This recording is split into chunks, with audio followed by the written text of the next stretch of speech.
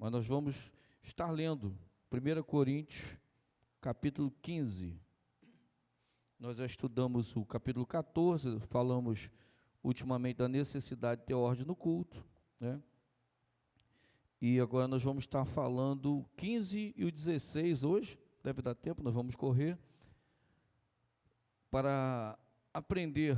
Nós vamos falar alguma coisa sobre a ressurreição, e nós também vamos estar falando sobre as coletas para os crentes de Jerusalém, os projetos de Paulo, as recomendações de Paulo. Diz assim a palavra do Senhor, 1 Coríntios, capítulo 15, a partir do versículo 1. Também vos notifico, irmãos, o evangelho que já vos tenho anunciado, o qual também recebeste e no qual também permaneceste, pelo qual também sois salvo, se tiverdes tal como vulo tenho anunciado, se não é que creste em vão, porque primeiramente vos entreguei o que também recebi, que Cristo morreu por nossos pecados, segundo as Escrituras, e que foi sepultado, e que ressuscitou ao terceiro dia, segundo as Escrituras, e que foi visto por Cefas, depois pelos 12, depois foi visto uma vez por mais de 500 irmãos, dos quais vivem ainda a maior parte, mas alguns já dormem também. Depois foi visto por Tiago, depois por todos os apóstolos. E por derradeiro de todos, me pareceu também a mim como abortivo, porque eu sou o menor dos apóstolos, e não sou digno de ser chamado apóstolo, pois persegui a igreja de Deus. Versículo 10, mas pela graça de Deus sou o que sou, e a graça para comigo não foi vã, antes trabalhei muito mais que todos eles, todavia não eu, mas a graça de Deus que está comigo. Pastor Werneck, pode orar daí mesmo, fazendo um favor, para Deus poder nos abençoar nesse estudo nessa noite.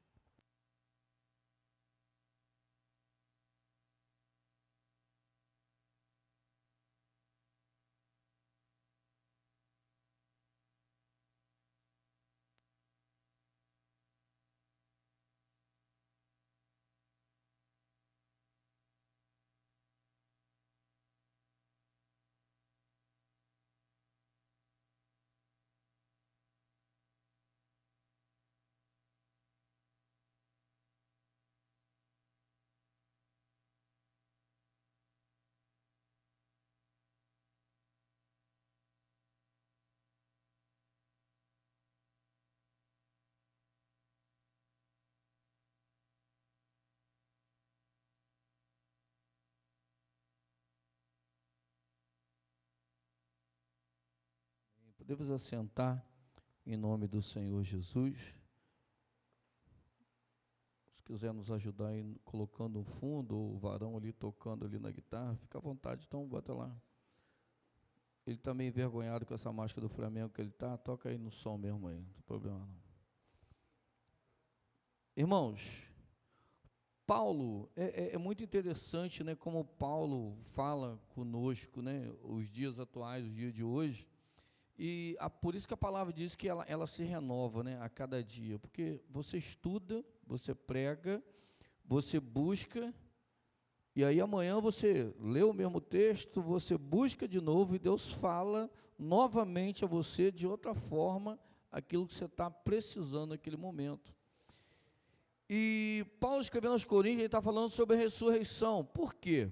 Você imagina uma coisa, se as pessoas, né, foi aproximadamente no ano 55 depois de Cristo, quando Paulo escreveu essas cartas aos Coríntios, as pessoas já não estavam mais acreditando em ressurreição, as pessoas já não estavam mais acreditando na volta de Cristo, as pessoas já não estavam mais, aonde já estavam falando assim, não, isso aí é porque roubaram o corpo dele, não, isso aí não, isso aí, os filósofos da época, né, uns falavam que ele tinha sido escondido o corpo, outros falavam que, embora a morte de cruz, transpassaram a lança nele, furaram as mãos, mas que na verdade ele não morreu, que ele só machucou ele, botaram lá e colocaram a pedra, mas ele deu um jeitinho lá, e ele tirou a pedra, e ele saiu, e ele na verdade não tinha morrido. Então estava um zum terrível, né? As pessoas não estavam mais acreditando na ressurreição de Cristo. Mas, na verdade, a gente sabe que era tudo um engodo de Satanás. Por quê? Porque a vinda de Cristo Jesus, o nascimento de Cristo, mudou muita coisa. Mas a morte e a ressurreição de Cristo mudou todo o quadro da nossa história. Paulo, mais à frente, ele fala que se a gente não acreditar que ele ressuscitou, então bebamos, comamos e morramos, porque não adianta de nada a gente ficar aqui nessa terra lutando por nada. Ou a gente crê na ressurreição de Cristo, ou a gente larga o evangelho. E aí Paulo fala bem claro, ele fala assim, olha, então, ele não ressuscitou não, então a gente fala o seguinte, a gente come, bebe e vão morrer, porque não tem mais jeito. Nós estamos trabalhando para quê? Nós estamos evangelizando para quê? Nós estamos pregando o evangelho, né? Paulo era perseguidor e daqui a pouco Paulo vira perseguido, né? O príncipe lá da Grécia expulsou todo mundo. Por quê? Porque agora eles estavam sendo perseguidos. Quando o rei vinha, aquele montoado de gente, alguém falava assim, não, aquilo lá é uma rebelião, ó. Esse Jesus que eles estão falando aí, que morreu, que ressuscitou, rapaz, como é que tá crescendo esse movimento? Ninguém fala mais no rei, só fala de Jesus, que é o rei do rei, né? Só falam de Jesus. Então a classe política da época ficou preocupada, vai acontecer uma rebelião aqui, vão tomar o meu reino. Ele não queria perder o poder, então ele começou a perseguir. Por isso que Paulo foi para Coríntios, por isso que o casal que antecedeu ele também, que fazia tendas, foi para a cidade de Coríntios. E a cidade de Coríntios foi uma cidade estratégica para Paulo poder pregar o evangelho. Por quê? Era uma cidade grande, era uma cidade comercial, era um importante porto da época, né? Os navios, os que buscavam alimentos, os que buscavam tecidos, todo mundo se reunia ali. Então era um entra e sai muito grande de gente naquela cidade. Então Paulo passou ali 1 ano e meio ajeitando aquela congregação, arrumando os irmãos, levantando pessoas para poder fazer a obra do Senhor ali. E Paulo ele fala aqui sobre a ressurreição, no capítulo 15 ele fala: também vos notifico, irmãos, o evangelho que já tenho anunciado, o qual recebeste e no qual também permaneceis. Paulo, ele estava escrevendo aos Coríntios, porque ele já tinha passado por lá, ele já tinha falado, ele já tinha pregado, ele já tinha anunciado, ele já tinha organizado, mas com essa ida de Paulo a viagem missionária, a levar a implantação de igrejas para outro lugar, o povo ficou meio confuso. E aí nós já estudamos as coisas que aconteceram lá na igreja de Coríntios. Estava uma bagunça danada, não tinha ordem no culto. As pessoas que tinham se convertido, que tinham os costumes pagãos, né? Que tinha sacerdotisa, aquelas prostitutas, tinham se convertido, mas estavam levando esse costume para dentro da igreja. E o mais doído nisso é que a igreja, ela tinha se afastado da presença do Senhor a ponto de aceitar com normalidade a cultura pagã dentro da igreja. E aí lá onde a gente vê que o rapaz teve um caso com a sua madrasta, e a igreja estava assim, poxa, maneiro, né? A gente é uma igreja muito legal, aqui ninguém toma conta de ninguém, aqui é todo mundo tranquilo, aqui ninguém manda na vida de ninguém aqui, essa igreja é muito boa, essa igreja é top, essa igreja aqui pode pecar à vontade que não acontece nada. E Paulo escreve repreendendo eles. Paulo fala assim, poxa, vocês desviaram, vocês esqueceram tudo que eu ensinei para vocês quando eu estava aí, tudo que eu lutei, vocês estão esquecendo. E agora, eles começam a duvidar que Cristo tinha ressuscitado. Então Paulo vai falando. Paulo fala assim para eles: olha, porque primeiramente vos entreguei o que também recebi, que Cristo morreu por nossos pecados, segundo as Escrituras. Se eu não acreditar que Cristo morreu e ressuscitou pela minha vida, eu estou fazendo o quê? Eu estou servindo a quem? E se eu esperar a Cristo somente nessa vida, a Bíblia nos fala que eu sou o mais miserável dos homens. Forte isso, né? Aquele que espera em Cristo somente nessa vida é o mais miserável dos homens. Então, o povo estava ali para tentar acabar com o evangelho. Tinha uns camaradas ali querendo destruir o evangelho. Então eles estavam: não, Jesus não ressuscitou não, roubaram o corpo dele. Não, Jesus não ressuscitou não. Isso aí é papo furado, isso aí eles esconderam o corpo. E aí Paulo escreve a eles, e aí Paulo fala: olha, ele apareceu aqui, ele apareceu ali, ele apareceu para mim, ele apareceu. Vamos lá, a ressurreição 15, a partir do versículo 4 fala assim: e que foi sepultado, e que ressuscitou ao terceiro dia, segundo as Escrituras, que foi visto por Cefas. Aí ele fala aqui: primeiro apareceu para Cefas, depois de ressuscitado, depois apareceu para os 12, depois Jesus aparece uma vez por mais de 500 irmãos, dos quais ainda vive a maior parte, mas alguns já dormem. O que Paulo fala assim? Olha, além de estar escrito, muitas pessoas presenciaram o Cristo ressurreto. Ele fala assim: olha, ele apareceu para os 500, desses 500 que ele apareceu, um bocado já foi para a glória, um bocado já morreu, mas tem gente que ainda está vivo para poder testificar que ele ressuscitou. E aí ele continua. Isso é bom, gente, Paulo, quando alguém fala assim: Jesus ressuscitou mesmo, isso é papo furado. Você já vai lá, não, 1 Coríntios 15, está lá Paulo dizendo, e está confirmado pela palavra. Versículo 7 fala assim: depois foi visto por Tiago, depois por todos os apóstolos. E aí Paulo fala assim no versículo 8: e por derradeiro me apareceu a mim como abortivo. Por que Paulo fala que Cristo apareceu para ele ressurreto como abortivo? Porque Paulo não teve o privilégio de andar com Jesus, de ser um discipulado pelo Senhor, de ser discipulado por Cristo. Então ele fala assim: embora abortivo, por quê? Embora eu não tenha andado com ele, embora eu não tenha sido discipulado por ele, mas ele apareceu a mim ressurreto. Porque, aí Paulo continua no versículo 9: porque eu sou o menor dos apóstolos, não sou digno de ser chamado apóstolo, pois que persegui a igreja de Deus. Olha a consciência de Paulo.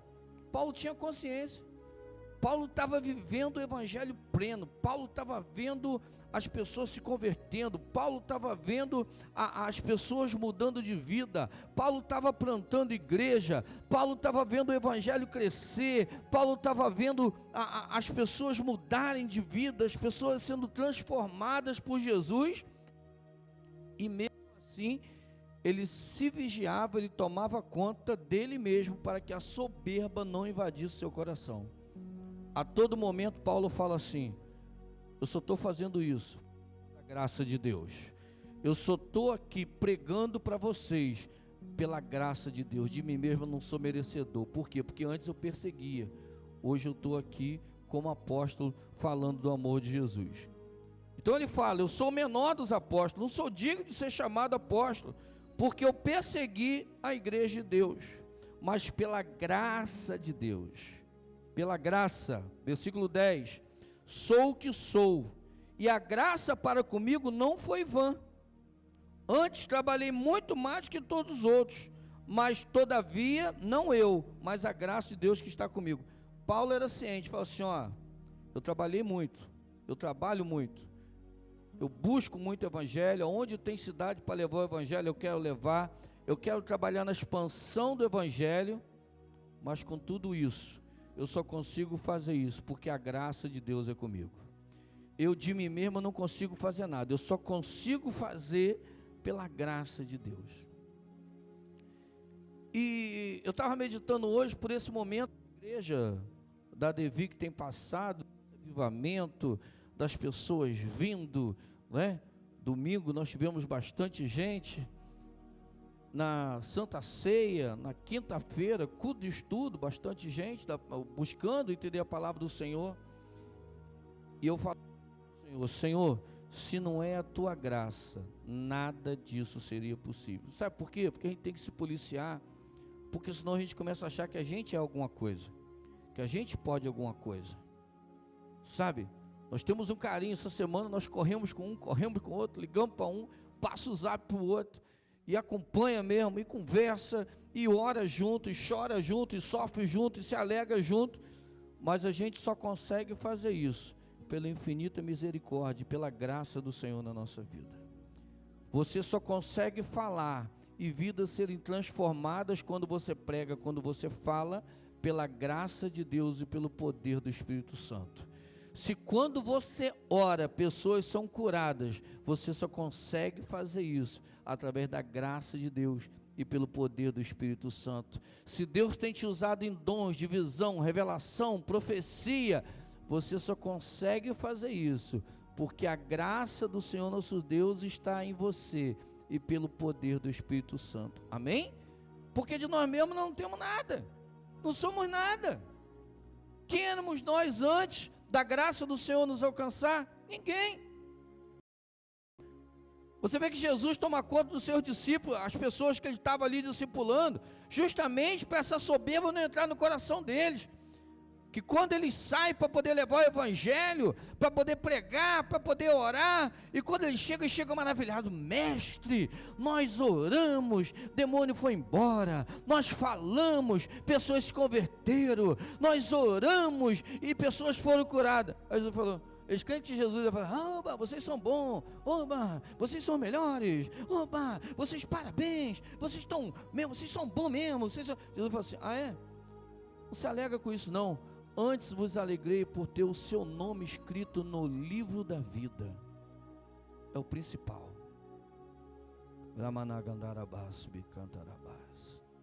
Sabe por quê? Porque a gente tem que se vigiar. Porque a gente busca. E Deus dá. Mas só que se a soberba entrar, você cai.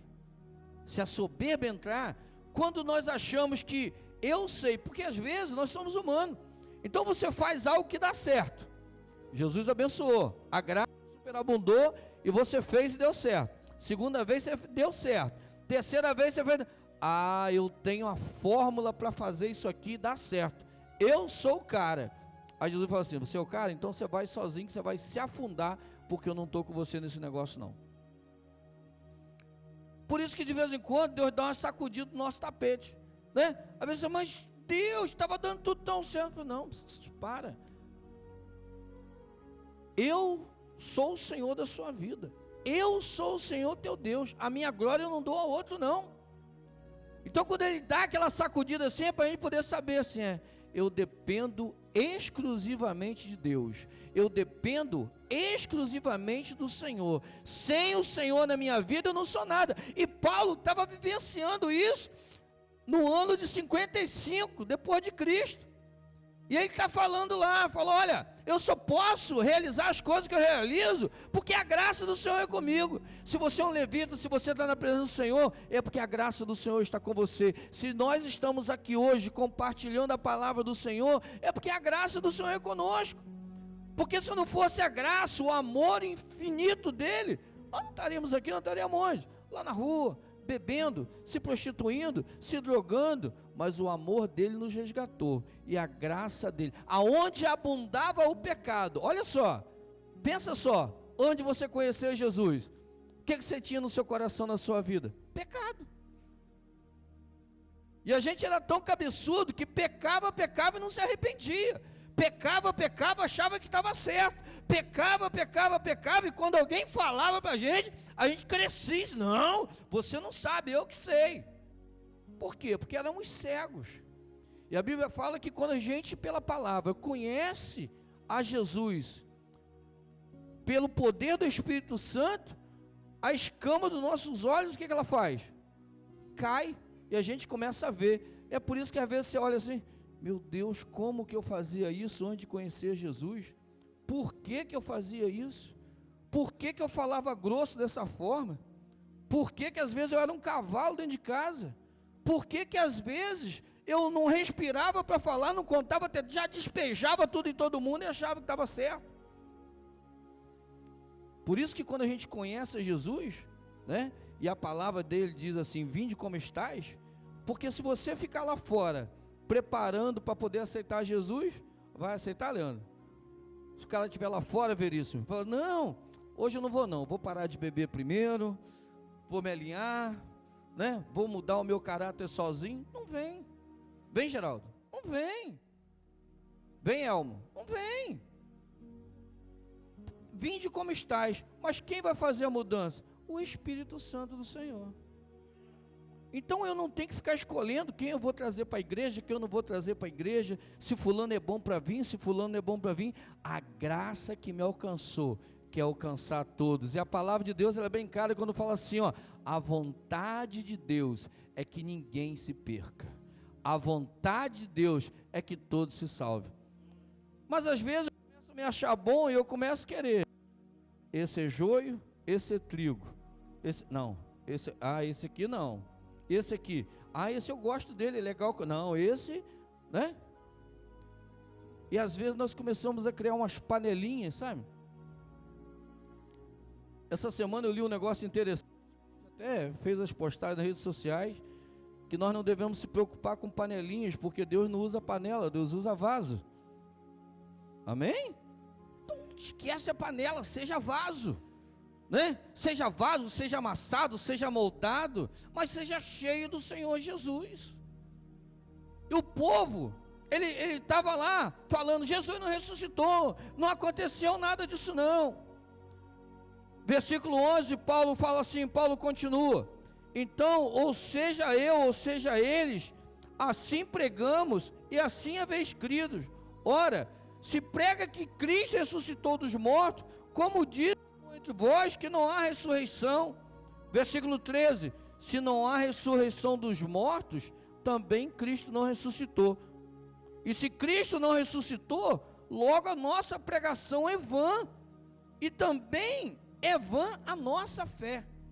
A partir do momento que eu não creio que Jesus Cristo ressuscitou dos mortos, a nossa pregação é vã, a nossa fé é vã.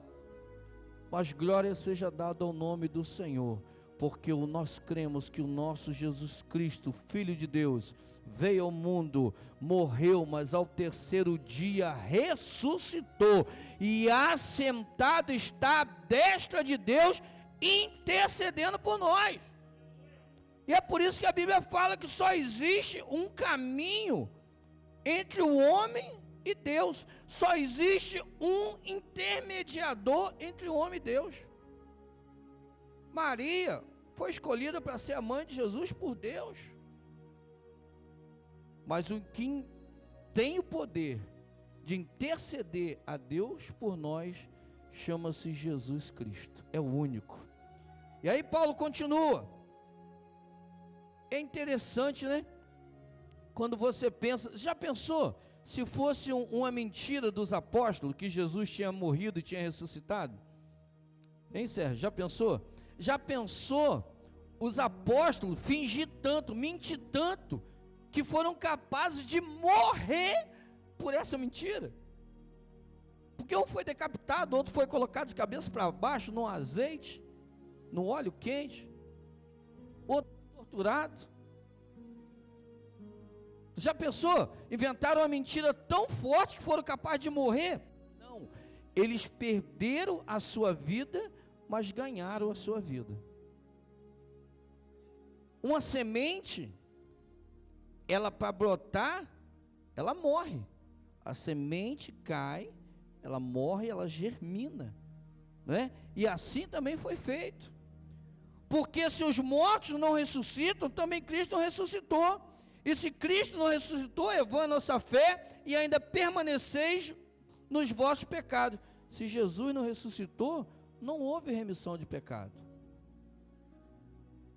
mas o sangue do Senhor Jesus Cristo ressuscitado nos purifica de todo o pecado.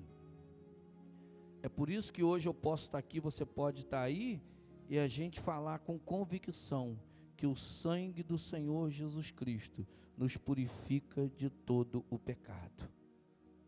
Porque o que outrora nós fazíamos, nós não queremos mais fazer. Nós lutamos para não fazer mais. Nós lutamos para ter uma vida transformada pelo poder da palavra através do Espírito Santo. E também os que dormiam em Cristo estão perdidos.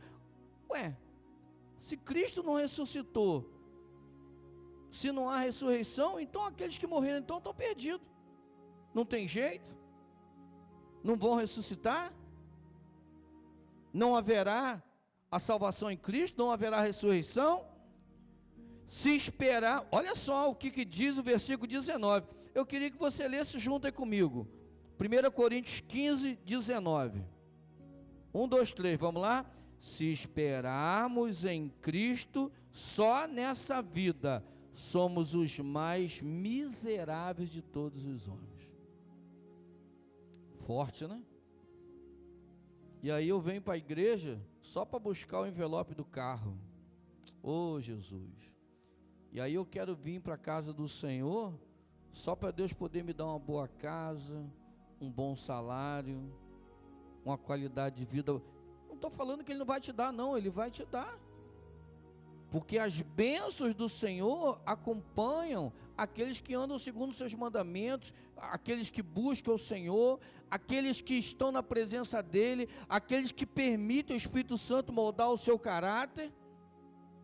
Mas é buscar primeiramente o reino de Deus, e as outras coisas vos serão acrescentadas.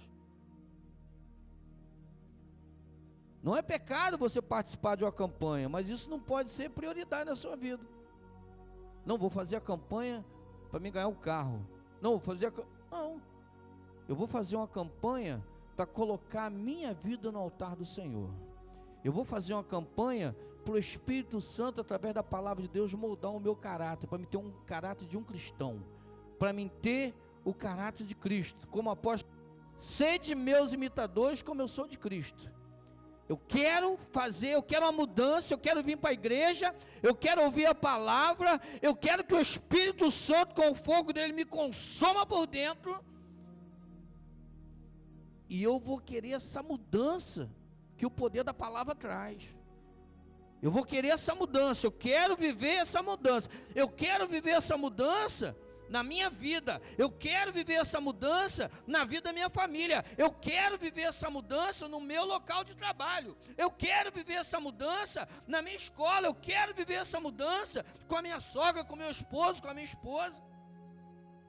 Se esperarmos em Cristo só nessa vida, somos mais miseráveis de todos os homens.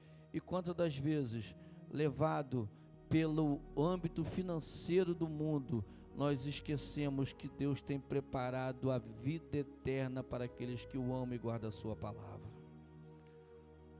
Quantos aqui nessa noite creem que Deus tem preparado um lugar especial para você?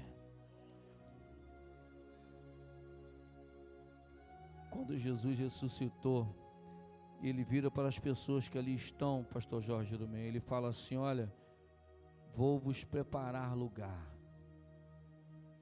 E quando eu vier, vos levarei para mim mesmo, diz o Senhor,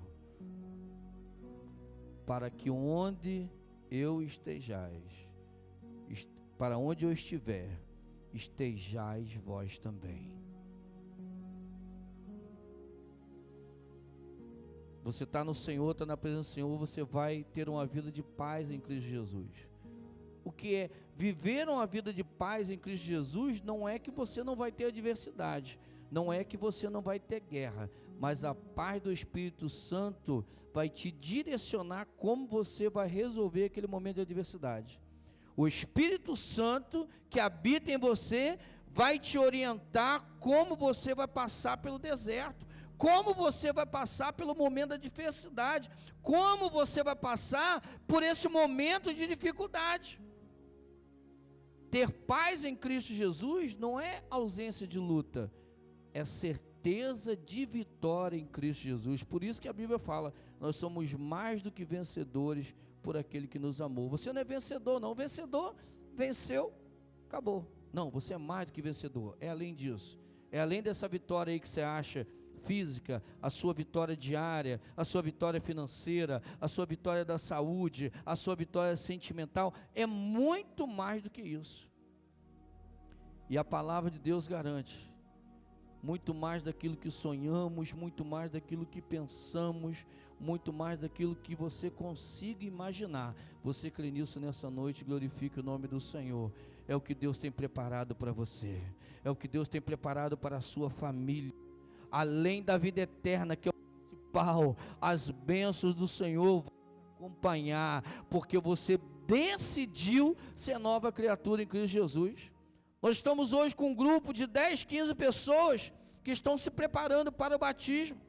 E hoje eu conversando com o nosso irmão Orivelto, e eu falava com ele da minha alegria, porque a principal decisão os irmãos estão tomando. Mudança de vida. Eu quero me batizar. Eu quero fazer parte de algo maior. Eu não quero ser uma pessoa comum. Eu não quero ser mais um na multidão, não. Eu quero dar um passo adiante. Eu quero estar mais perto do Rei. Eu quero confessar perante as pessoas, perante a sociedade, que eu sou nova criatura em Cristo Jesus. Eu quero fazer parte do corpo de Cristo. Eu quero ceiar, sabe? Eu quero me encher. Eu quero ver que coisa gostosa é essa, que quando pega aquele pedacinho de suco, aquele pouquinho de suco de uva, e aquele pãozinho que quando coloca na boca, sabe? Fazer isso em memória de mim, porque eu vos ensinei o que eu aprendi do Senhor, o que também vos ensinei. Paulo falando, 1 Coríntios 11, leitura da Santa Ceia. Ele tinha recebido do Senhor Jesus a instrução, e ele nos ensinando, o que também vos ensinei, que o Senhor Jesus, na noite que foi traído, na noite, e ele fala sobre a Santa Ceia. Mas agora, versículo 20, mas agora Cristo ressuscitou dos mortos, e foi feito a primícia dos que dormem, porque assim como a morte veio por um homem. Qual foi o homem que a morte veio? Quem sabe? Adão. Isso aí, Adão. Porque assim como a morte veio por um homem, também a ressurreição dos mortos veio por esse homem, veio pelo Filho de Deus. Versículo 22, porque assim como todos morrem em Adão. Olha só, Paulo falando, todos morrem em Adão, assim também todos serão vivificados em Cristo. Você consegue entender o que é esse vivificado? Vivificado é restaurado, vivificado é renovado, sabe? É Deus fazendo tudo novo na sua vida, é Deus trazendo transformação para o seu lar, é Deus trazendo transformação aonde você passar. Não importa, o inimigo vai se levantar, vai se levantar para cair em nome do Senhor dos Exércitos. É o que a palavra diz, 1000 cairão ao teu lado, 10.000 à tua direita, você não vai ser atingido. Por quê? Porque o Senhor teu Deus vai te livrar, o Senhor teu Deus vai estar com você. Mas eu estou numa peleja. Mas se você não for algo consequência do seu pecado, se você está buscando a Deus, se você está com a vida no altar, se você está se jogando à disposição do Senhor, está com o seu coração quebrantado diante do Senhor, 1000 vai cair ao teu lado, 10.000 à tua direita, mas você não vai ser.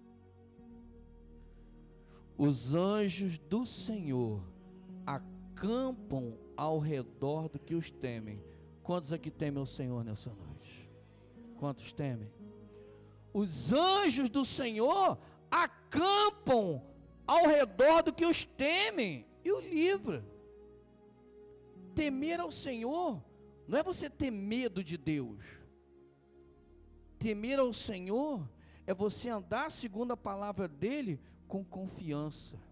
Temer ao Senhor é você ser grato a ele pela sua vida, e você não querer pecar, não porque você tem medo dele jogar um raio na sua cabeça, não porque você tem medo de acontecer alguma desgraça na sua família.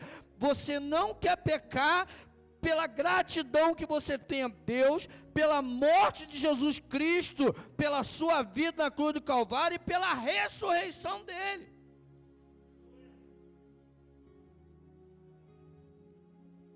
E aí Paulo continua.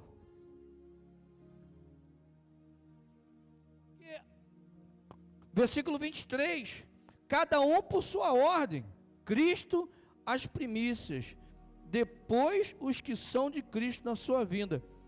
Primícia, o primeiro, quem foi o primeiro a ressuscitar? Jesus Cristo, ressuscitou dentre os mortos, a chave do inferno foi entregue nas tuas mãos, e depois, quem vai ressuscitar? Os que morrerem em Cristo, a ressurreição, a vinda do Senhor Jesus. Porque convém que reine até que haja posto todos os inimigos embaixo dos meus pés, dos seus pés. Ora, o último inimigo que há de vir será aniquilado, e é a morte. Isso aí acontecerá onde? Na vinda do Senhor Jesus. Glória a Deus, aleluias. E aí Paulo continua falando, versículo 27, porque todas as coisas sujeitou debaixo de seus pés, mas quando diz que todas as coisas lhe são sujeitas, claro que se excetua aquele que sujeitou todas as coisas, e quando todas as coisas lhe estiverem sujeitas, então também o mesmo Filho se sujeitará a todas as coisas que sujeitou, para que Deus seja tudo em todos. E aí Paulo está falando da volta de Cristo.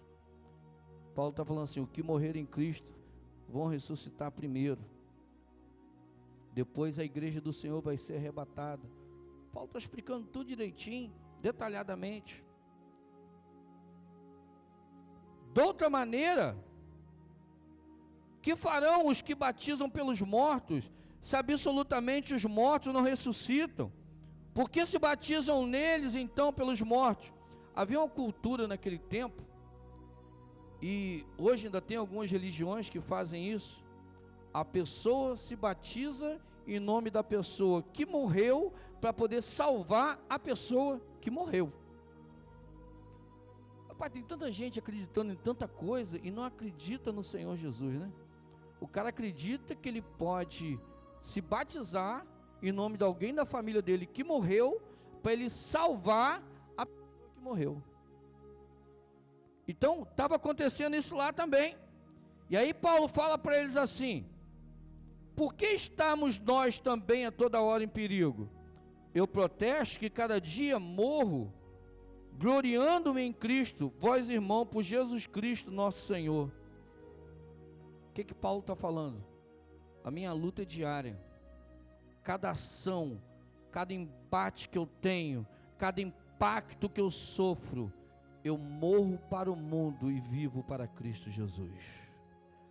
As suas lutas diárias, elas servem para que você morra para o mundo e viva para Cristo Jesus. Quando você é confrontado pelo pecado, quando o pecado vem à sua porta e bate, e você fala, não, eu escolho Cristo, eu escolho o Rei, eu escolho, porque a graça do Senhor me alcançou, eu não aceito o diabo vir com essa, mas é uma bandeja maravilhosa, mas se ele está te oferecendo a bandeja, ele não te obriga a comer não, a decisão é sua, há poder no sangue do nosso Senhor Jesus Cristo ressurreto. Ah, mas foi uma bandeja maravilhosa. Ué, mas quem obrigou você a comer? A decisão de comer da bandeja foi sua. Ué. E aí Paulo continua. Vamos adiantar para o versículo 36, fala assim, insensato, o que tu semeias não é vivificado se primeiro não morrer. Então, e quando semeias, não semeia corpo que há de nascer, mas simples como o trigo ou qualquer outra semente. Mas Deus lhe dá o corpo, cada um, e a cada semente o seu próprio corpo. Versículo 40, há 2000 anos atrás, Paulo, ele não era astrólogo não, tá gente? Astrólogo é esses aí que estudam os astros, que quer reger as pessoas pelos astros. Ele dá até uma de astrônomo aqui, ó. Ele fala assim: e há corpos celestes e há corpos terrestres, mas um é a glória do celeste e a outra é a glória dos terrestres. A glória do Pai é muito maior do que isso aí que você consegue ver. A glória de Deus, o esplendor da glória de Deus é muito maior do que isso que eu e você conseguimos sentir. A glória do Pai que está no céu, a glória que está por vir, que está para ser manifesta, é muito maior do que qualquer coisa que a humanidade já percebeu. Louvado e bendito é o nome do Senhor Jesus. Aleluias. Versículo 45. Assim também está escrito: o primeiro homem, Adão, foi feito em alma vivente, o último Adão em espírito vivificante. E aí Paulo está fazendo a alegoria de Jesus aqui como o último Adão. O pecado entrou no mundo por Adão, o primeiro homem. A morte entrou no mundo por Adão, o primeiro homem. O perdão, a remissão veio ao mundo através de Jesus Cristo de Nazaré. Louvado e bendito é o nome do Senhor. A ressurreição dos mortos, o ressurreto dos mortos, o Espírito vivificante, aquele que tem o poder para restaurar, aquele que tem o poder para reanimar. Sabe aquele desanimado que não anda mais, só cambaleia? O desânimo, a falta de esperança, a falta de expectativa. Jesus veio para resolver esse problema. Versículo 46 fala assim: mas não é o primeiro espiritual, senão o animal, depois o espiritual. Adão, o animal racional. Jesus, o espiritual. O primeiro homem da terra é terreno. E o segundo homem? Versículo 47. O Senhor é do céu. Qual terreno? Quais são os terrenos? Quais os celestiais? Também os celestiais. Versículo 53 fala assim: porque convém que isto que é corruptível se revista de incorruptibilidade, e que isto que é mortal se revista da imortalidade. Paulo está falando aqui da nossa transformação na volta de Cristo. Esse nosso corpo aqui, a nossa carne, onde a gente sente dor, a Bíblia nos fala que nós teremos um novo corpo. A Bíblia fala que nós seremos transformados.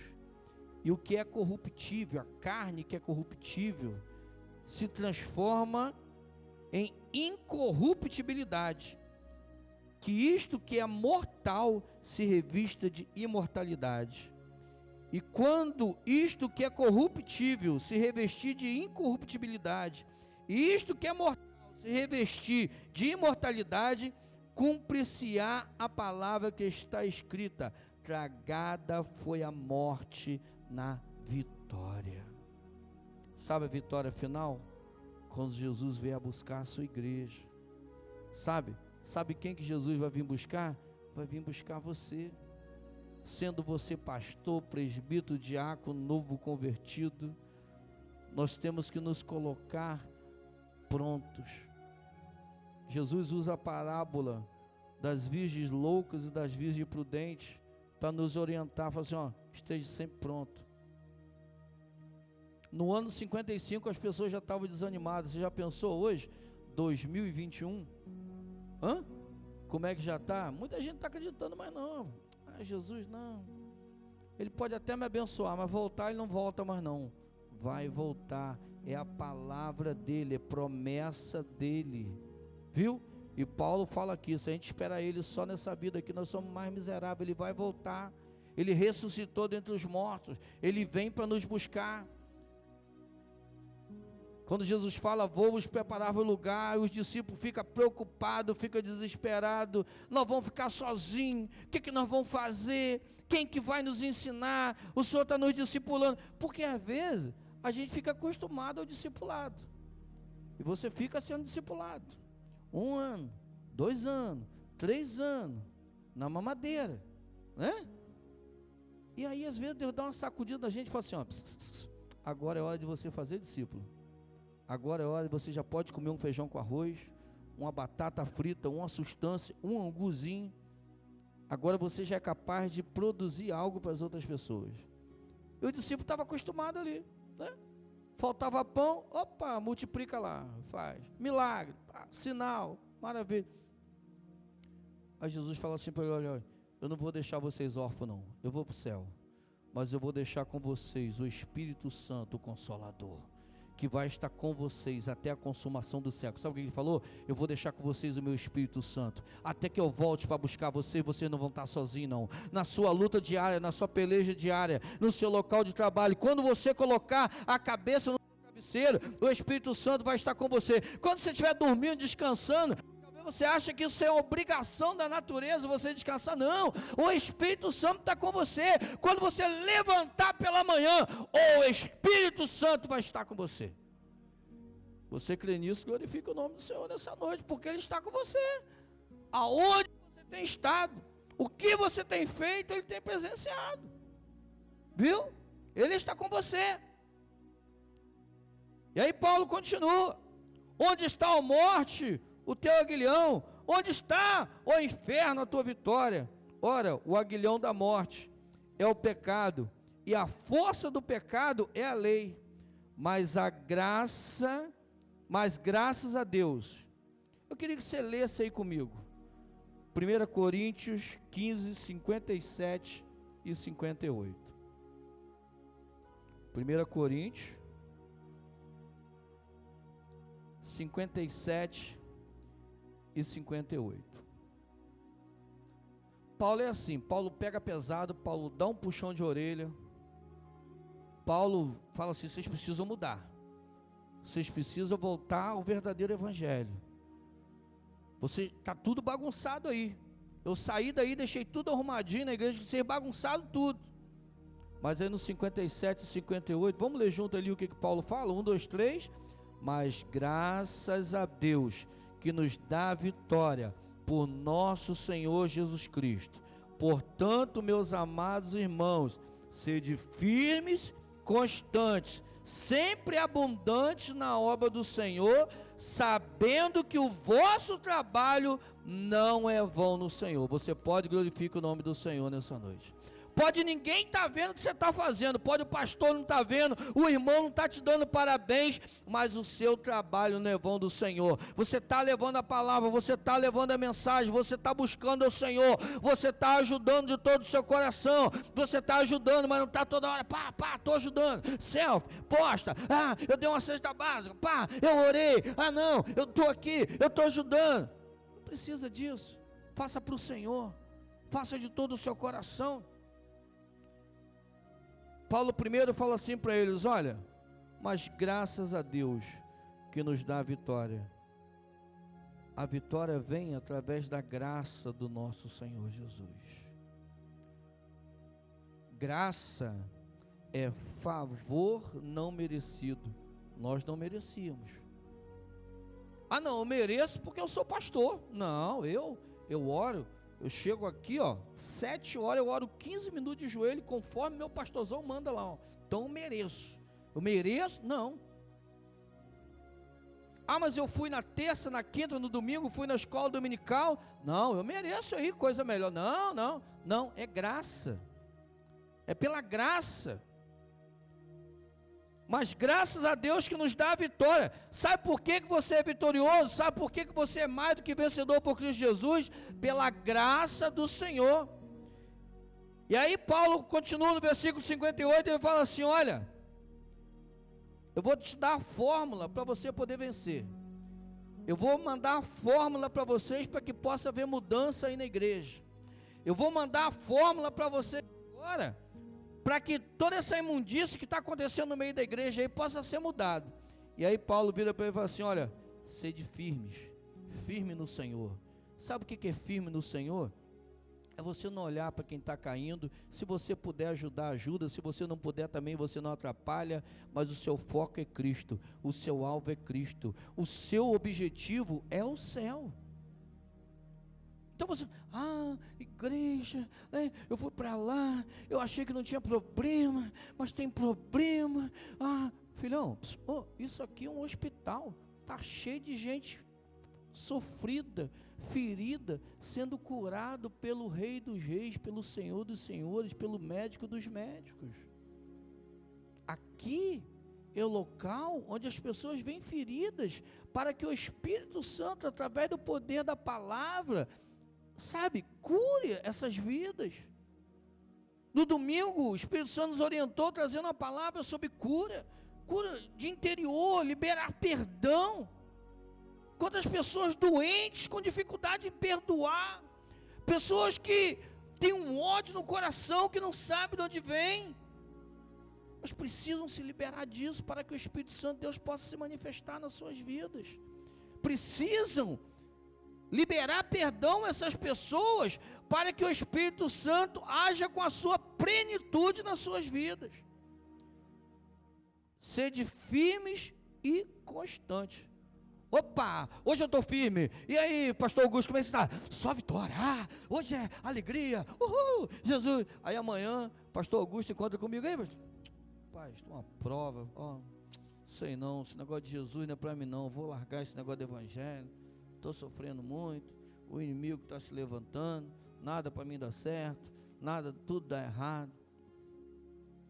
Sede firmes, constantes no Senhor. Você não tem que correr desesperado. Eu estou correndo para o céu. Desculpa, eu estou na minha luta. Eu estou na minha peleja. Vamos embora. Não, é a constância. É a chegada até o final, independente da sua velocidade. É o que vai te garantir o galardão. Amém? É a constância. É a firmeza em Cristo Jesus. E aí o apóstolo Paulo fala assim para o povo de Coríntios: o trabalho de vocês não é vão no Senhor. Todas as ações que vocês fazem para Deus, vocês fazem para Deus. Tudo que vocês estiverem fazendo de todo o seu coração, eu posso até não estar aí para parabenizar vocês. Os apóstolos estão aí, pode até não estar vendo e falando muito bem, vocês são demais. Mas o trabalho de vocês não é vão no Senhor. Tem coisa melhor do que receber a recompensa do Senhor Jesus? Tem coisa melhor? Tem coisa melhor? Quantos já receberam recompensa do Senhor Jesus aqui? Quantos? E essa recompensa vem pela graça. Vem, pastor Werneck. A recompensa é pela graça. Tá certo que Geraldo é bonito, mas não é porque ele é bonito, é pela graça. Pode perguntar a irmã Wanda, fez, né? É pela graça. A Bíblia fala que pela graça sois salvos. Vamos tentar dar o comecinho do 16, 1 Coríntios 16, as coletas para os crentes de Jerusalém. Irmãos, Paulo, ele está orientando aqui os irmãos, porque a igreja, ela é uma igreja missionária. Os dízimos, tem as ofertas, são os mandamentos do Senhor. E aí a gente não vai entrar hoje especificamente em dízimos e as ofertas, porque os obreiros sabem que são mandamentos, principalmente pastores, diáconos, presbíteros. Mas essa oferta específica que Paulo está falando aqui, é como se fosse hoje a obra social da igreja. A igreja, ela prega o evangelho, mas ela tem a obra social que anda juntinho com a pregação do evangelho. Por quê? Porque se você chegar numa casa, você está vendo que o camarada não tem 1 quilo de feijão, não tem 1 quilo de açúcar, e você tem lá 2, 3 quilos, aí você chama ele e fala assim: não, nós vamos orar por você, Deus vai abrir a porta para você, Deus vai enviar outra pessoa lá para abençoar você, e você tranca o seu armáriozinho lá para você não dividir. Eu costumo falar que às vezes quanto menos a gente tem, mais a gente ajuda, mais a gente divide. E eu lembro quando a gente era criança, meu pai ia na feira, tinha uns sacos grandes de um tal de feijão bandinha. Alguém conhece isso aqui, do tempo de alguém? Ô Jurumenha, Aí eu fiquei até com vergonha, eu vou falar então que eu ouvi falar, que eu fazia parte disso aí. E aí tinha um tal de feijão bandinha, e papai comprava um saco de feijão bandinha, era o mais barato que tinha na época, é o que a gente conseguia comprar, e o mais sujo. Lá em casa tinha um negócio que botava o feijão para lavar, o que boiasse era o ruim, o que afundasse era o bom. Se fizesse aquilo não sobrava nada, não tinha nem como cozinhar feijão, boiava tudo. Mas eu lembro que minha mãe, com muita dificuldade, a gente pegava esse feijão e mamãe fazia o feijão. E aí a gente tinha pouco, mas tinha alguém que morava do lado que tinha menos ainda do que a gente tinha. E aí tinha um moço na rua que a gente chamava ele de Jorge Sapo. Eu não sei porque que o nome do cara era Jorge Sapo, mas era Jorge Sapo. Ficou Jorge Sapo, ele nem brigava mais, você chamava, hoje em dia se fala até cadeia, bullying, né? Mas não, era Jorge Sapo para lá, Jorge Sapo para cá, então Jorge Sapo. E Jorge tinha uns 7, 8 filhos. E eu sei que mamãe cozinhava o feijão e dava feijão para a vizinhança todinha. Fulano, vem cá, leva um pote de feijão para sua mãe. Vem cá. Rapaz, eu não sei como é que acontecia aquele negócio, não sei dizer que multiplicava. E um dia, e aí as crianças, né? Um dia as crianças foram lá na porta de casa, a criançada, com a boca toda suja de feijão, feijão para cá, feijão para lá. Aí mamãe vira para as crianças e fala assim: meu filho, sua mãe cozinhou o feijão? Eu pequenininho virei para mãe: claro que cozinhou, mãe, está com a boca toda suja de feijão? Cozinhou sim, está aí comendo feijão, né? E um dia eu estava aqui na igreja, e tinha um pastor aqui na igreja, pastor Zezinho congregou com a gente, pastor pedreiro ele, e aí um dia ele falou assim: olha, a sua mãe matou muito a nossa fome com o feijão bandinha que ela cozinhava.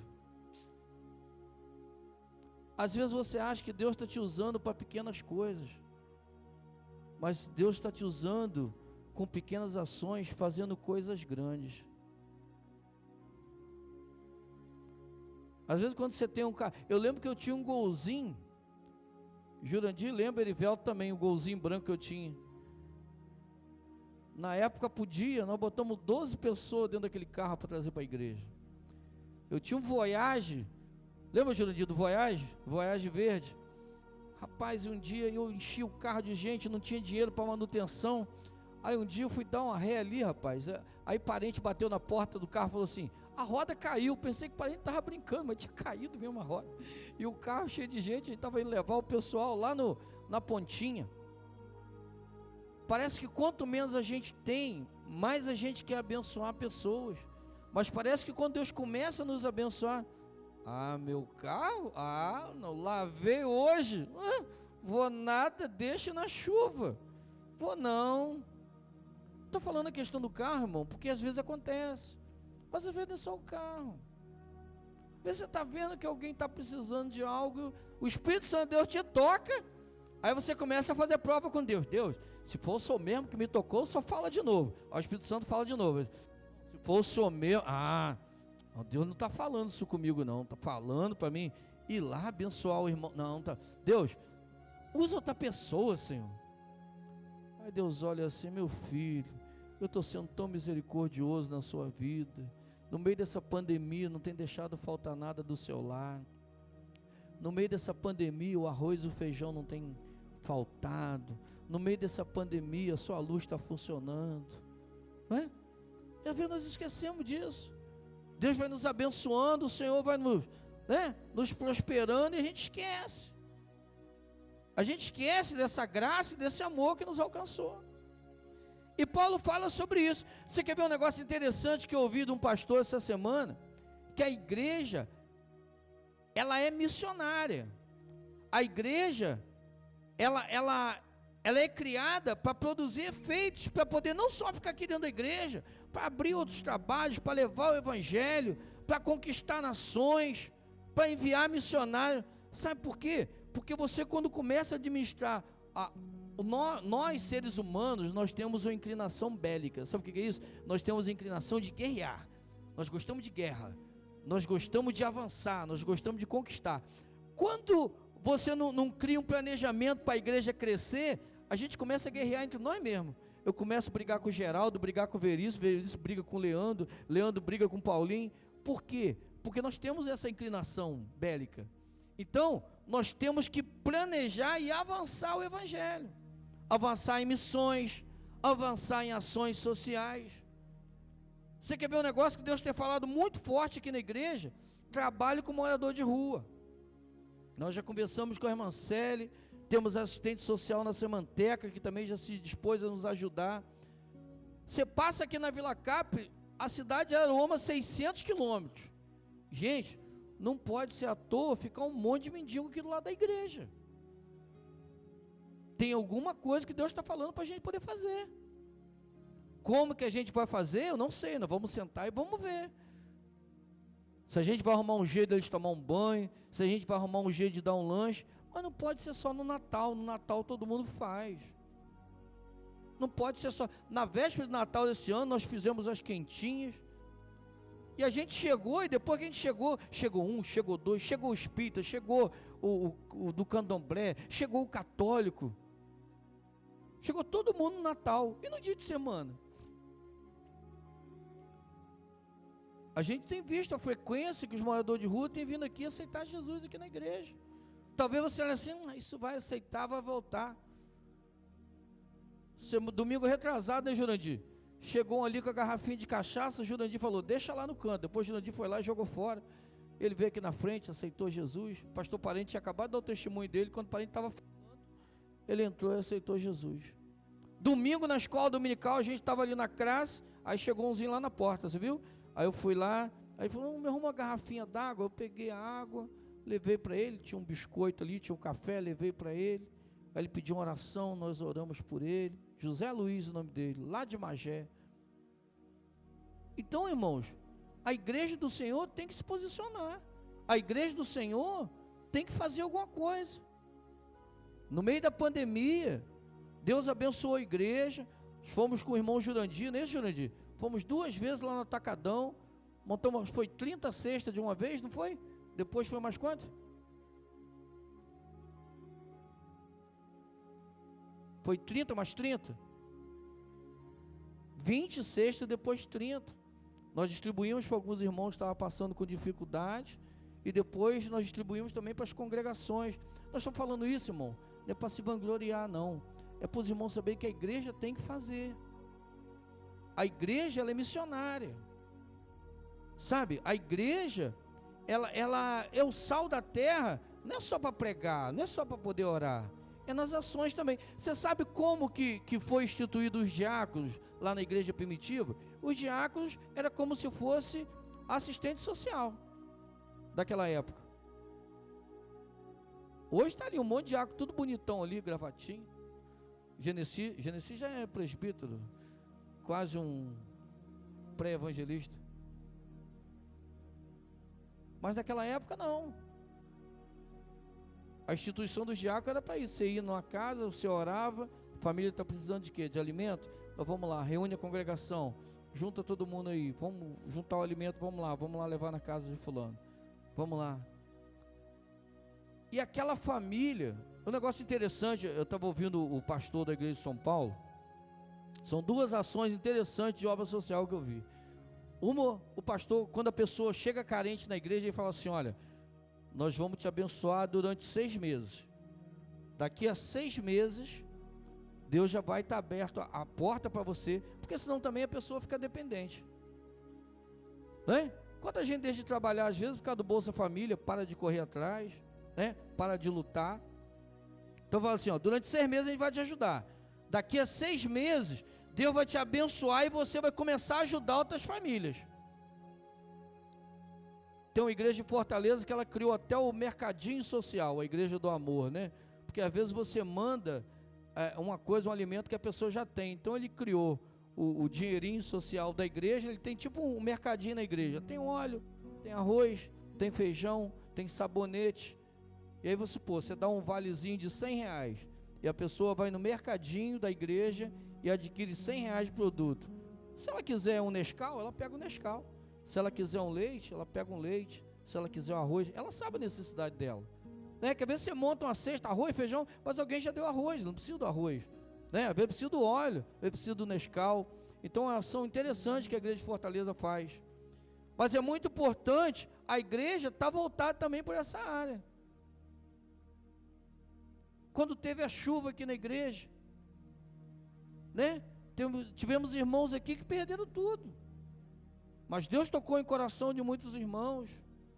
Irmãos estão passando por dificuldade, Deus tem tocado em vidas. Mas não é só tocar nos irmãos, a igreja tem que se envolver nisso. Presbítero, pastor, diácono, principalmente o ministério da igreja, tem que se envolver, tem que se tocar, tem que acordar para essas ações social. E aí que o evangelho vai crescendo. E Paulo fala assim, ora, quanto à coleta que vos faz para os santos, fazei vós também o mesmo que ordenei às igrejas da galáxia. No primeiro dia da semana, vos põe uma parte que puder ajuntar, conforme a sua prosperidade, para que não façam as coletas quando eu chegar. Paulo falou assim, já vai colhendo aí, porque eu vou levar as ofertas, para abençoar as pessoas.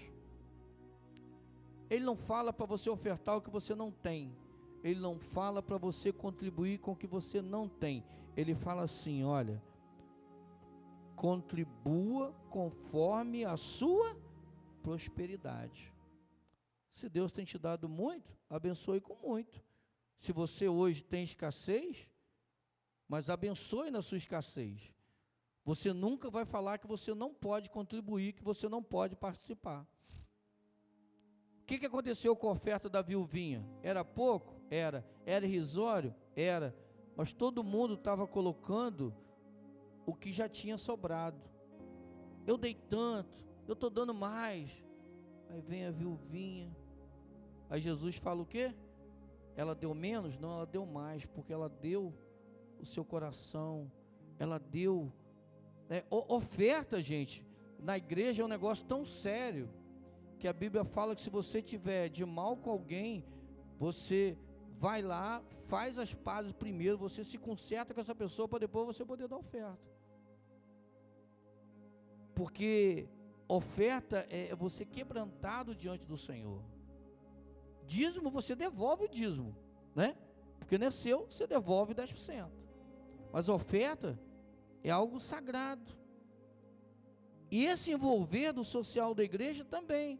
Não, a irmã que é lá líder da obra social, eu não sei, eu acho que não precisa. Roupa, quanta gente tem roupa em casa, gente, para poder doar?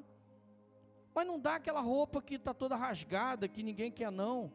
Dá aquela que não, às vezes você, né? Igual eu assim, ficou musculoso, né, Elmo? Igual eu e Elmo, a gente ficou forte de repente. E de repente sobrou umas camisas lá. Traz para a casa do Senhor Jesus. E pode trazer, que aqui nós não vamos fazer bazar para vender não, nós vamos dar para as pessoas. Sabe? A igreja do Senhor é para isso, para abençoar vidas. Porque você está sendo abençoado, eu estou sendo abençoado. Então nós vamos abençoar pessoas. E através dessas ações, as pessoas vão ver o quê? Que a igreja do Senhor ela é diferente. E o amor de Deus vai impactar essas pessoas através dessas ações. Você crê nisso, glorifica o nome do Senhor. Tem gente que não gosta muito de glorificar quando fala de oferta, de ação social, não, mas glória a Deus aqui tem. E quando tiver chegado, mandarei o que por cartas aprovardes, para levar a vossa dádiva a Jerusalém. E se valer a pena, irão comigo. Os projetos de Paulo, diversas recomendações e saudações. Irmão, nós vamos deixar essa parte aqui do versículo 5 para uma próxima oportunidade. De repente, pastor Léo, na próxima terça, dá uma pincelada, que é Paulo falando as saudações dele, falando aos irmãos.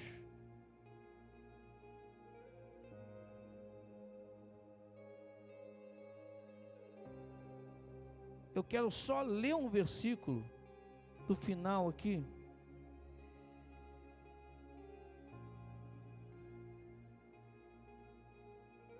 Quando Paulo fala no 22, se alguém não ama o Senhor Jesus, 1 Coríntios 16, 22, leia comigo. se alguém não ama o Senhor Jesus, seja anátema. O que é esse anátema? Substantivo. Porque se você fala do Senhor Jesus para a pessoa, e a pessoa não quer, a pessoa quer viver no pecado. Parece forte essa palavra que Paulo fala, mas Cristo, quando ele fala assim, olha, ele veio para o mundo, mas o mundo o rejeitou. Vai ter pessoas que você vai falar do amor de Jesus, eles vão rejeitar, porque o pecado que habita neles é muito maior do que a vontade deles de conhecer o Senhor Jesus. Então você vai orar por essas pessoas, você não vai ficar ali perdendo seu tempo, deixa o Espírito Santo de Deus fazer a obra. Você ora e entrega na mão do Senhor Jesus. Versículo 23, Paulo fala assim, ó: a graça do Senhor Jesus Cristo seja convosco, o meu amor seja com todos vós em Cristo Jesus. Amém. Sujeitai-vos uns aos outros em amor. Você consegue entender o que quer dizer isso? Se sujeitar em amor. Tem pessoas que você não vai gostar, mas você vai sujeitar em amor. Tem pessoas que também não vão gostar de você, mas eles vão te sujeitar em amor. Sujeitar em amor de Cristo é eu saber que o amor que me conquistou, eu devo amar o meu irmão, eu devo amar o meu próximo, eu devo buscar as almas que estão perecendo, eu devo, sabe, essa gratidão a Deus, esse amor que me conquistou, a morte de Cristo na cruz do Calvário, o seu infinito amor de Deus, esse amor que me resgatou, esse amor que te resgatou do mundo, sabe? Quem éramos nós? Nós vivíamos num lago de lama, sabe? Um charco, comendo as bolotas, comendo lavagem lá no mundo, o diabo cirandando, e Deus foi lá com o seu amor, nos resgatou e nos trouxe para a sua maravilhosa luz. Então esse amor, essa graça alcançada, esse favor não merecido, tem que arder no meu e no seu coração, pelas almas que estão aí fora perecendo. Tem que me incomodar, sabe? Não pode ser normal a gente passar pela rua, ter uma pessoa bêbada jogada no chão, e a gente fala, quase que eu tropecei nesse negócio. Não pode ser normal. Não pode, isso pode ser natural para o mundo, mas para mim e para você que somos nova criatura em Cristo Jesus, não pode ser normal. Não pode ser normal a gente passar no sinal, tá um garotinho, uma criança pedindo dinheiro, uma menina pedindo dinheiro, pedindo esmola, e a gente não pelo menos interceder a Deus pela vida daquela criança, pela vida daquela pessoa. Aquilo tem que me entristecer, aquilo tem que me comover. As almas que estão aí fora perecendo, mas está fumando maconha porque quer, está se prostituindo porque quer, está se drogando, realmente é porque quer, mas porque está cego. Hoje você pode ver, mas eles ainda não estão vendo. Então interceda a Deus com amor pela vida dessas pessoas. Vamos ficar de pé nessa hora em nome do Senhor Jesus. Eu quero convidar aqui o nosso pastor Veríssimo. Venha cá, pastor Veríssimo, fazer essa oração em nome do Senhor Jesus, para que Deus continue nos abençoando, para que Deus cada dia mais com Teu Espírito Santo, sabe, nos tocar, para que nós tenhamos amor pelas almas.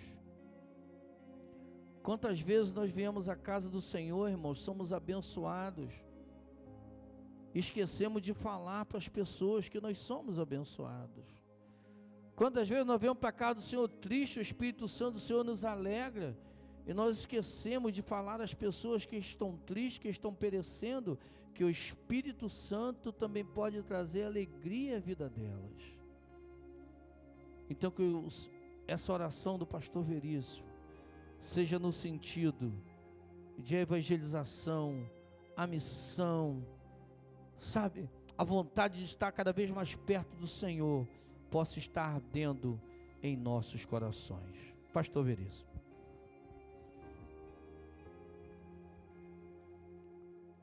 Graças a Deus. Cumprimento a igreja com a paz do Senhor.